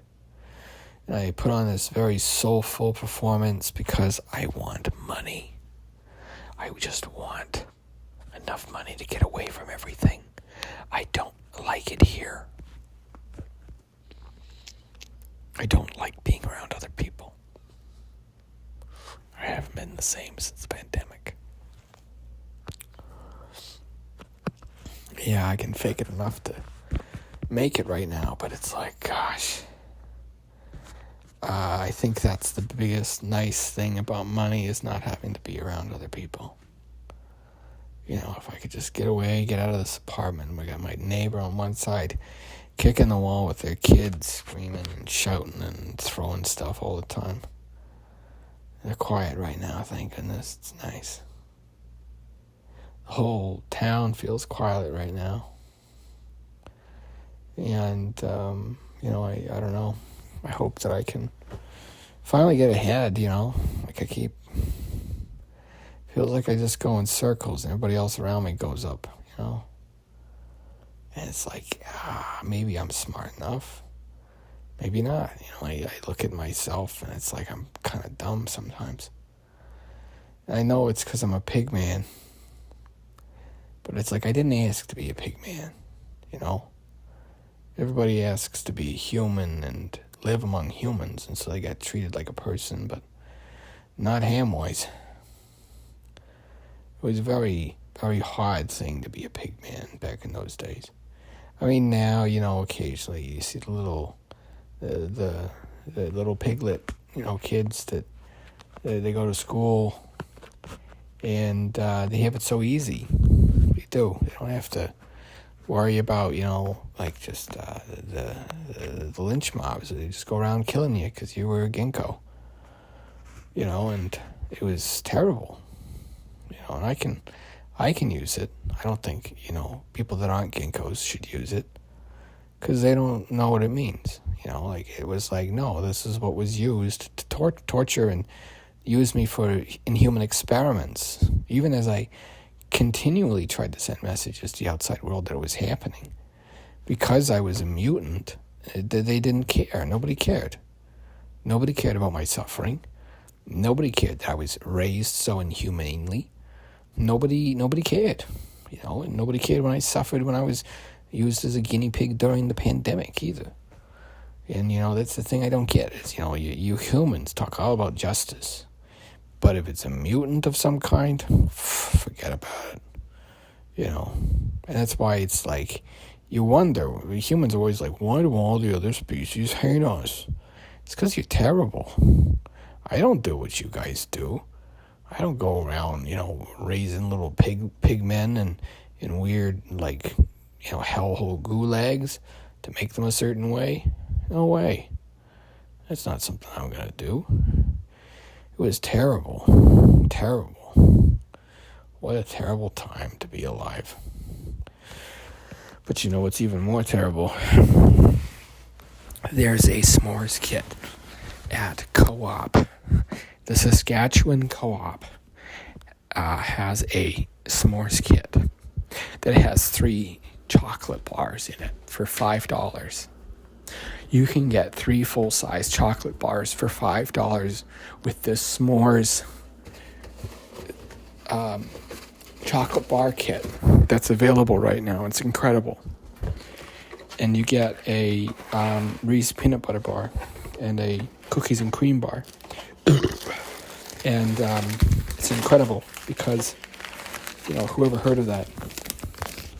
S'mores. Love s'mores. Oh, I'm going to eat them right now. Peanut butter bar. Oh, yes.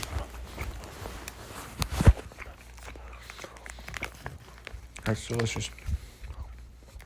So good.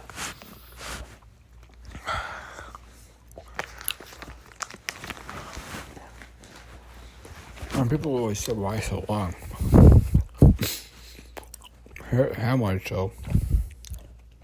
We say, why so short? No, it was so that whoever was having to listen to it, because we knew it had been infiltrated at different levels. And so we had so much spread out throughout these that, it was kind of like if you tell somebody that the stock is going to go up and go down, either way you're right. And so that was kind of the idea was,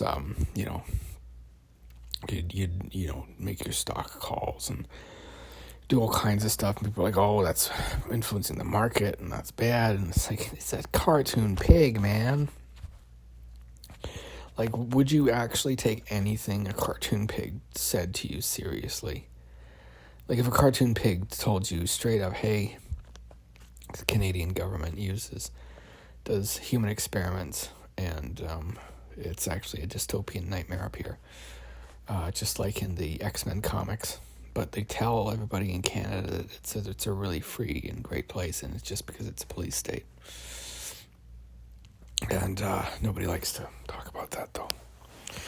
We don't talk about, was it JoJo? Coco? I don't remember. It was a really funny bit, but he had all these kind of really funny bits like that. I think that's why they targeted him. I think that's why, Hamwise, at the end of the day, he didn't want to be a revolutionary. He just wanted to make a quick buck. I mean, if the feds would have paid him, he probably would have been said, yeah, the government's fine, everything's good. Don't worry about your government nuking you if you get out of line and stop, working and producing taxes. And that was which is ironic that an offensive weapon that was used to end a war was eventually used to, impose tyranny upon the world. Or it's like, no, you don't rebel and you're not going to do anything to your leaders, otherwise we're going to nuke a major city each time for each politician that gets killed. We didn't expect them to pull that. And it was insane because it was like, oh yeah, no, we know that that we're predating you, but now we have nukes and a drone army, and if any of you step out of line, we can just eradicate you, and we're going to hunt and torment and raise you as the cattle that you are. And that was why, it was such a big, rude shock when, the big reveal came that the predatory parallel species was designing a world to be able to be run with very few people, and the lockdown and who was essential was kind of an acid test to go, okay, how many actual humans do we need to run things?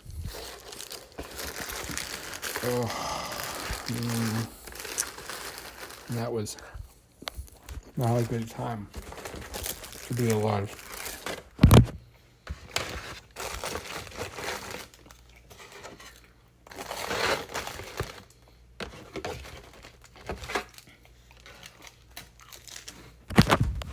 Now I have here a cookies and cream bar. I don't think that would make a good s'more. But I'm gonna eat it. And remind you, as per my legal obligation, that Hamwise show is a work of fiction. There is no parallel predatory species.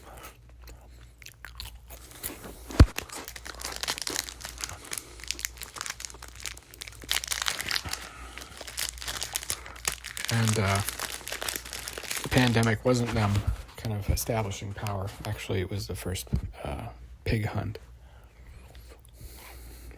Us pigs got together and hunted down wolves. And you could cover it up by saying they died of COVID. People don't like to talk about that. Because we're basically, gaslighting people. If we knew you were a wolf, there were mistakes. We killed a few, I think they were not wolves. But if you're acting like a wolf, I think the biggest thing was some people were just greedy. And the greed made them act stupid. And so, at the tribunal, they're trying to prove that they're human. I don't think the judges really cared either. I mean, it was entertainment at that point. Remember how sensational? Oh, yeah. Predatory parallel human species discovered. Outbreaks of violence all over the planet. From people using the Hamwise test. Test their friends and family to see if they're infected by the brain parasite.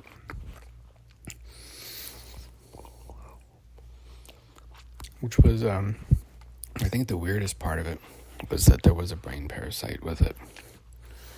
Because it was like, what are the chances of a brain parasite, too? Cookies and cream, that is not a good chocolate bar. I think the Reese's bar, is actually a really good bar. But I don't know why cookies and cream just doesn't taste right. That was the thing. Oh yeah, I had long COVID, and it really messed with my taste buds. I can't taste things the same, and I can't smell most things. And I've talked about it before, but it really messed me up because I've always been a bit of a pessimist. You know, being raised a pig man is hard. You know, you're raised on this farm. You're raised to be a certain thing, and then Cold War ends, and they don't have any use for you. So you just become another schlubs wandering around. And it was like, you know, because I'm a pig man, it's like, well, they can do whatever we want. And so they did. So yeah, that's why I don't like human experimentation. I think it's not good. I don't think it's good to experiment on other sentient things. You know, but I always remind myself, you know, no evil empire lasts forever. And when I was, you know, in that isolation, I would remind myself that, you know, that it's always darkest before the dawn. And only those who walk through the deepest valleys of despair can know the joy of standing atop a mountain. And, you know, there was all kinds of quotes like that. And fortunately, there was only very little crossover. And so for us, in our dimension, the Hamwise tapes are just basically like an impression show. But for you guys, it's like this weird science show. And so here at Bestokos Emporium, we have many other hits, just like Hamwise. Come and see our inventory of otherworldly delights. We have the comedy stylings of Hamwise J, Einschwein, the pig detective, of course. But that's not the only thing on the docket. You can expect uproarious tales of... We have Honky. Remember Honky? You know, we did the best to make it sound like it was different cut-together things just being read out by a voice actor who was listening, of course, to the voice, the original voiceover. Because what happened was, because of licensing, we couldn't use any of the original voices on the tapes. So we basically hired a guy to listen to the tapes and recite the tapes into the microphone while imitating the person as best as he could. And so that's why it has this very peculiar, it's like a very peculiar piece of art. Because of, well, the problem was it was copyright law, DRM, and auto detection on DRM. So what ended up happening is the original Hamwise tapes were all just taken down, like you know, none of them are in the original format, because what they were was a very long form oral history of the Time War. And the thing was, it wasn't even made apparent that that's what they were talking about until I think it was like the 12th episode. And Hamwise, of course, was like a ham radio, because shortwave was a big thing during the Time War, of course. And, you know, the guy that made the Hamwise thing, he had served in the army, and unfortunately he'd gotten injured psychologically because of a time shift. And so it was in the Time War, and basically the borders changed, so he fell behind enemy lines. And he was a POW for, I think they said 20 years, until the end of the Time War, basically. And then finally they let him go, and he was never sure that he was ever out. He was never sure that the war was actually over and that he was actually home. And this is you know, very clearly recorded. You know, it was, you know, the Diaries of a Pig Man, I think, was the book where, you know, the wife had gone through his things, and she found these journals she had never seen, and it basically detailed the pig man's life, and, you know, how hard it had been, and how the pig man had known that he was, you know, being farmed, and how he couldn't figure out, you know, because he knew he was an idiot, he was stupid, you know. And the thing was, the pig man wasn't a bad man, he was just a stupid man. And so unfortunately, his stupidity, you know, lost his faction, the Time War. And I think, you know, when we look at it, it's kind of a tragic figure, you know, because it's like, you know, this AI-generated story that ends up in accidentally creating a time war. And that was, I think, part of the joke, was the war started because of a joke. And it was like, how bad could the joke be? And that's why they had to keep on adding in these reminders throughout the Hamwise show that it was a joke, it wasn't real. But, of course, we still get the time war. So it became this, like, does the time war happen regardless? And so, anyways, the whole thing was, they'd say, oh, you need to do this or do that. And a lot of it was like a bit to move product and do sponsorships. Because at the time, they would take sponsorships. And they didn't really understand that, they had to represent that thing in a good way. People don't want to be associated. Nike doesn't want to be associated with, some guy wearing them to kick a puppy. That'd be a bad thing to do. And so, what a terrible thing, right? So that was the problem was, he would get these people on the stream and they would go on and they would comment. And, he's, of course, sitting, recording himself. So he's recording himself listening to the original tapes while recording himself while the Twitch stream would be watching.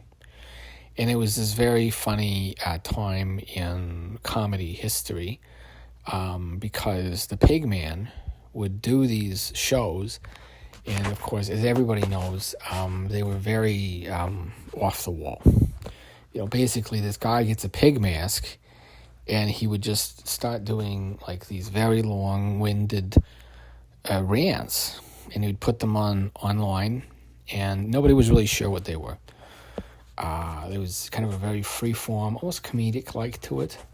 But it had a bite. It was very anti-authoritarian.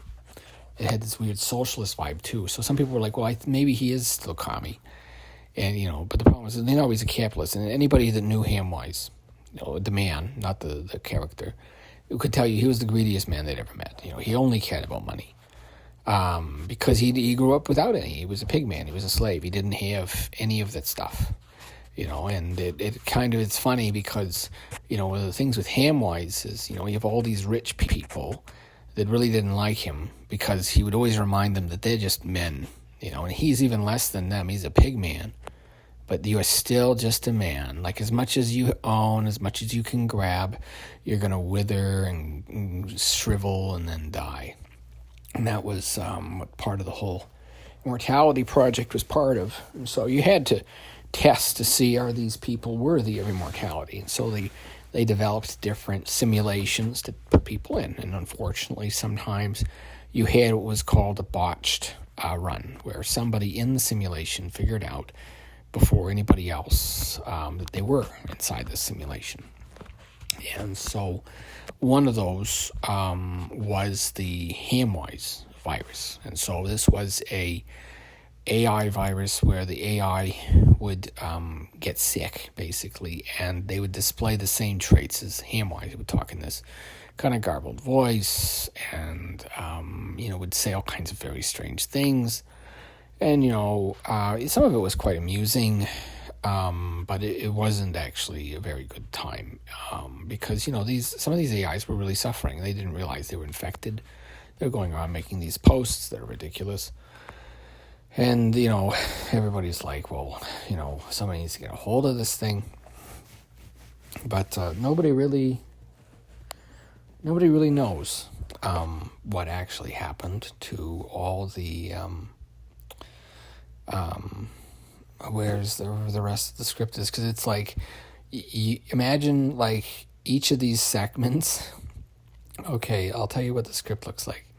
Each segment that I'm doing, it has a box around it that's a different color, and it has the different colors. It's color-coded, so, like, the purple is the whole Eldritch Horror thing. The red is the whole Red Lamb sect, the Ascaritism thing.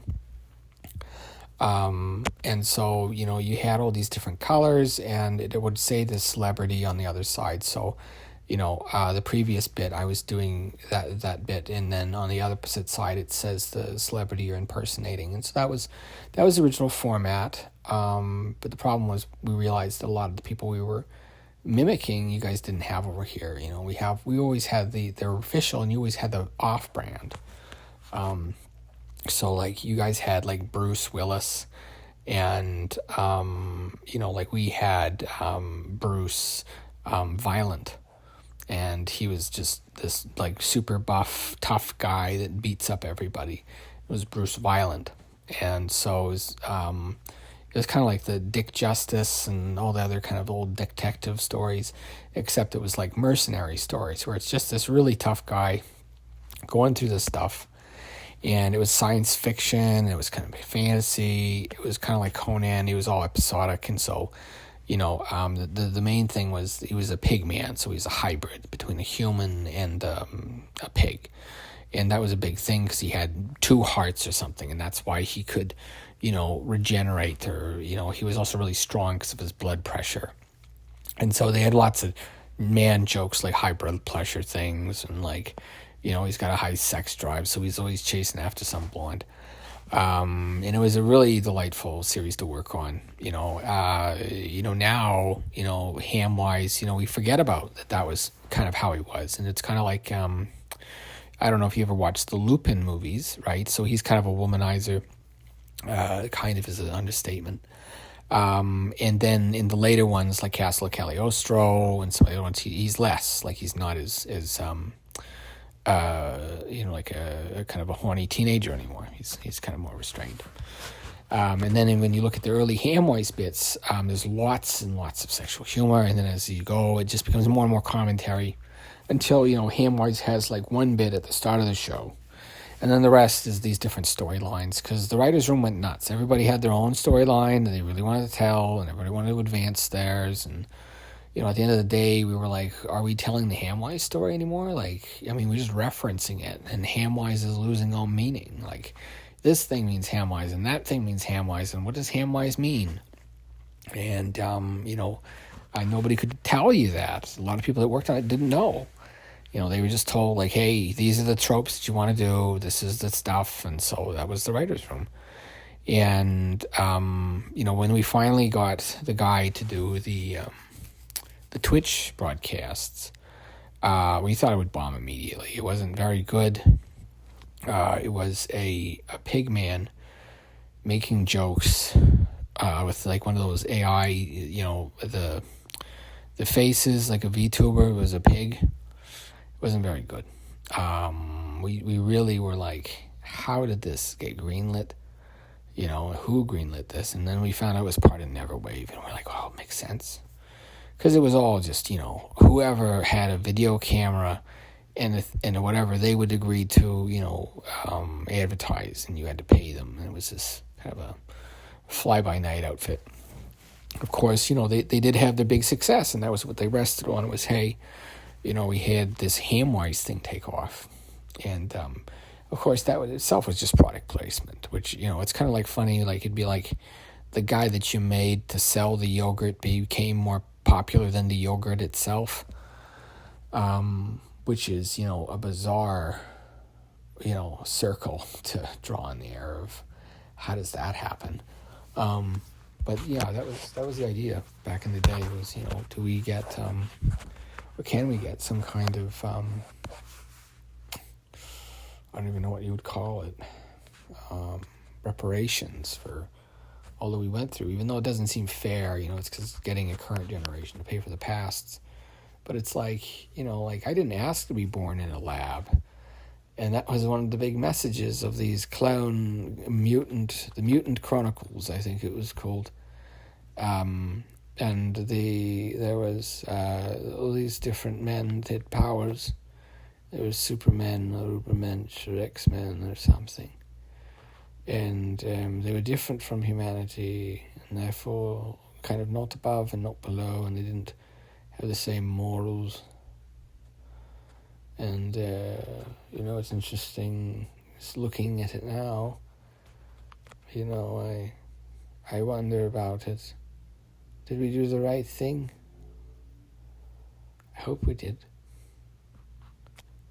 I hope we did the right thing. I hope we didn't make a mistake there. And, there was a sentiment at the time was, we knew we were meddling with things that maybe should have been left alone, but, well, it was so profitable. You could have, the cat girls were engineered to enjoy it, I understand, because they were in heat. And they were programmed to be in heat constantly, but of course a human male cannot crossbreed with a cat girl any more than a man could with a chimpanzee. And so, they'd be constantly in heat and constantly trying to get pregnant, and they couldn't. And it was a very strange, we freed the first camps of these cat girls, and they'd smelt like, you can imagine, like a cat house. And they were all female, they were all calicos, they all had one eye, one colour, and one eye the other, and, they all had these kind of strange hair colours, one would be blonde, black hair, some had almost a mottled look to it. And, they made the ears a bit different, a bit larger, because then they looked a little bit less human, but otherwise they were perfectly human, just long tail and large ears. And stuck out the side of their head like almost donkey's ears. They didn't have cat's ears per se, maybe it's just the shape of the skulls are too different. So anyways, it was the first of them, and of course they were treated as well as they were, which is to say not at all. We look back at that whole time and we regret it. We do understand that what we were doing was wrong, but you have to understand at the time these were not looked at as people. It was, ginkgo. It was the same as a ginkgo tree. People would chop ginkgo trees in half by the 100 every day, and these things were just as genetically different, and that was what we were taught in schools, is that, this Hamwise might have the body of a man, but that's only because we needed him to have one, because he could fit the same clothes and uniforms. And yes, we gave them, you could say they were really man, it was ape pigs more than man pigs, because they had a lot of chimpanzee in them too, for the muscle mass and dexterity and the strength. They were as strong as a gorilla. It was kind of a gorilla ape. So it was a very strange hybrid program. And there was different types, they had the baboon type, and the classic swine and gorilla was, of course, the strongest, and that was the Hamwise variety. It was a great grand boar and crossed with a gorilla, because apparently they wanted to make the hardiest, toughest warrior race ever, and that was them, and people always made the orcs joke that these things were growing and not made, and they were all just raised a certain way, so they didn't realize that they were very strong. Because if you had one that realized how strong they were, they could tear the arms off somebody's sockets, just in their legs. They pluck them off like a spider. If you ever saw one of these pig men actually attack, you could just rip the fingers off somebody. Just pull them off like they're plucking petals off a flower, and that's what they would do if they captured one of our men.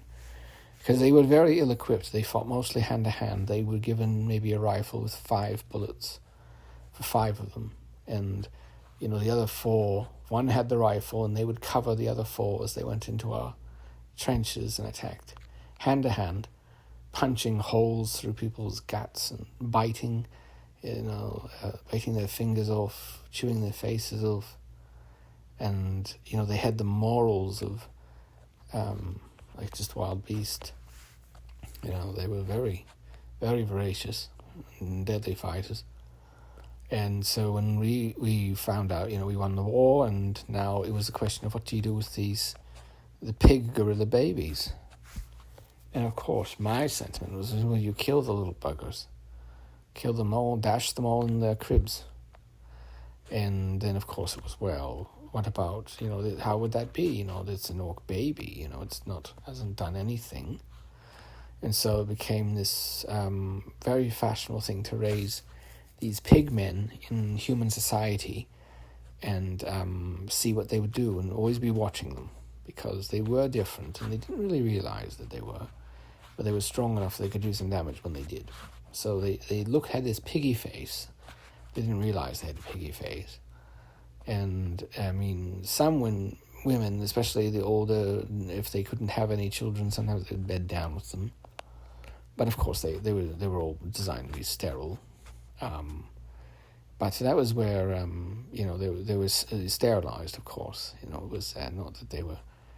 The design thing, people were like, well, how do we breed our best ones? And so that was one of the first greedy mistakes we made. So, we allowed them to breed, and they could crossbreed, and of course then it became, you had the regrettable business with the cloning tubes, which were, what they were. And, with all that came with the crossbreeding piece. And, we did have kind of a friendly competition between one company and the next, but when it became apparent that Hamwise was coming out on top, a lot of that friendliness disappeared, because everybody wanted their gene warrior to be the one selected for World War III. And of course, it takes 20 years to raise a crop of the damn things.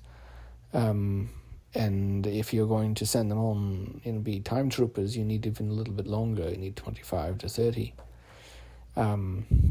Just for all the training, because you have to, be really prepared before you do any kind of temporal infiltration.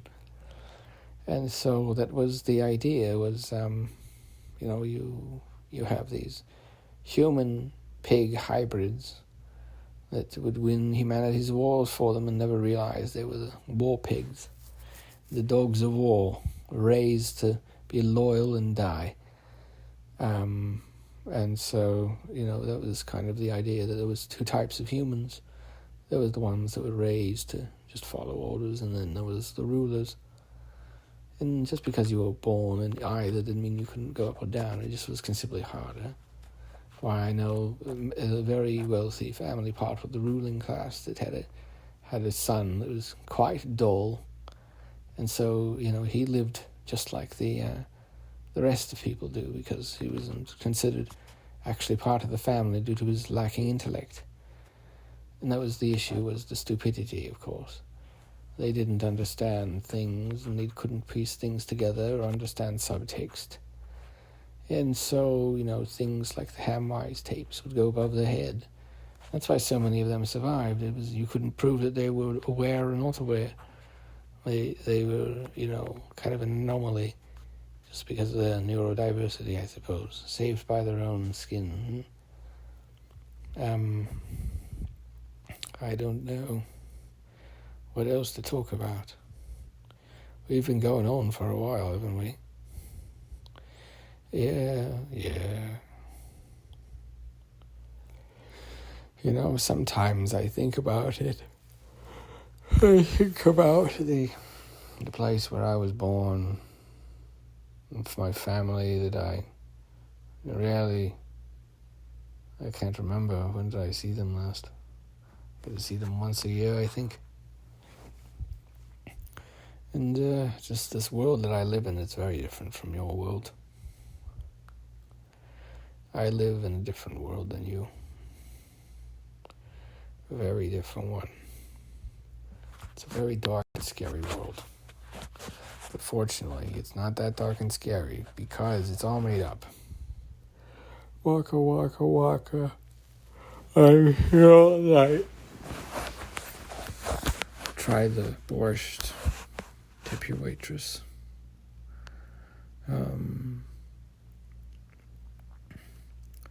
What else do I like to... Oh man, I could eat some cheese, maybe. That's the problem with Hamwise show, is I eat a lot.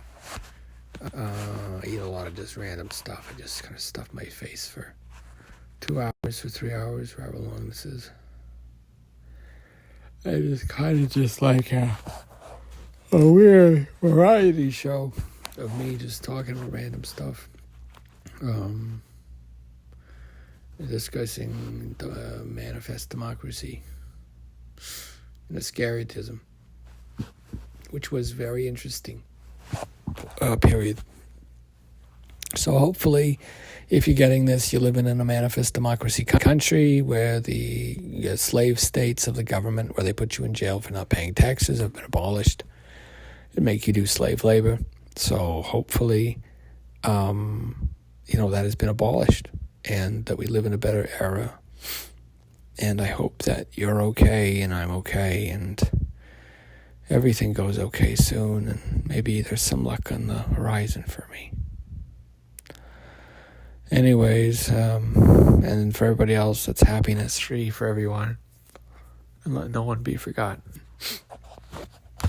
Godspeed.